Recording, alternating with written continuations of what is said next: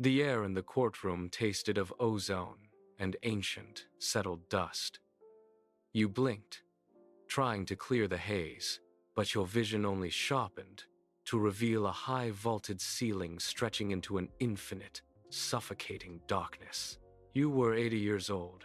Your chest felt hollow, the final, sluggish rhythm of your heart thudding against your ribs like a failing machine. You sat in the center of the room, anchored by the weight of your own frailty.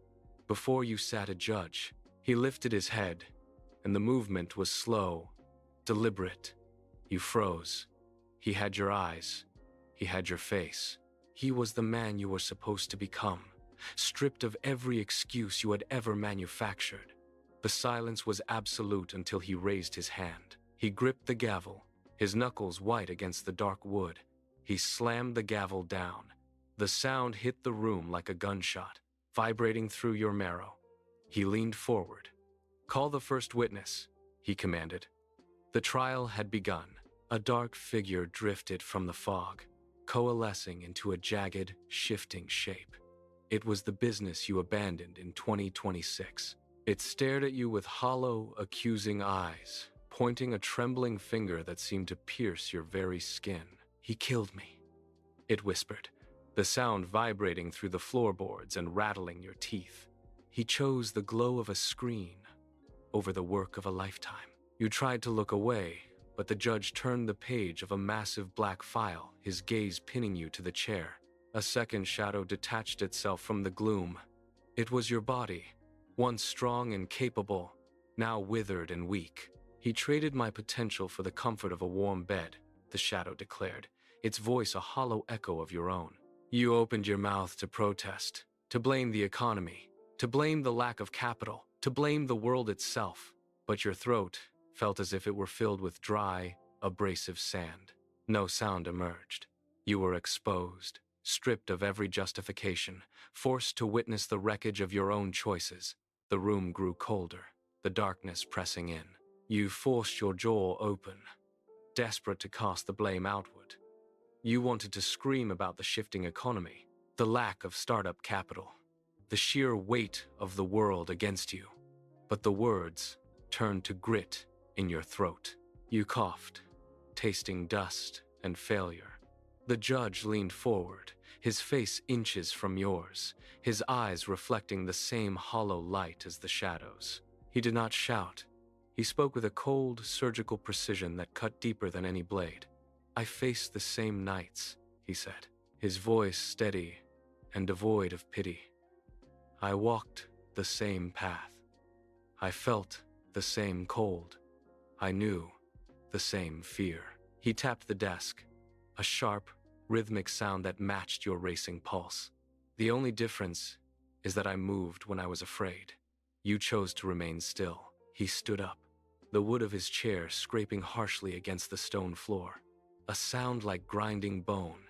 He towered over you, his presence filling the void where your excuses used to be. You looked up, but there was no escape in his gaze. You were finally out of words. The judge rose, his movements fluid and predatory. The air in the courtroom began to vibrate, a low-frequency hum that rattled your very marrow. A frantic, driving beat erupted from nowhere, a rhythmic, mechanical pulse that mimicked the frantic thumping of your own heart. He reached for the gavel, his fingers gripping the wood with white-knuckled intensity. He held it high, a dark silhouette against the infinite, suffocating void. "Your sentence is memory," he declared, his voice booming like thunder in a confined space. "You will watch the empire you never built burn in the light of your own regret." You tried to recoil, but your body was locked in place, a prisoner to the truth he had laid bare. He brought the gavel down with a final, earth-shattering force. The wood struck the desk with a crack that sounded like the sky splitting open. The impact sent a shockwave through the floorboards. The stone walls of the courtroom began to splinter, dissolving into thick, swirling clouds of gray smoke. The light vanished. The floor beneath you disintegrated into nothingness. You were falling. consumed by the weight of every lost opportunity and every silent year.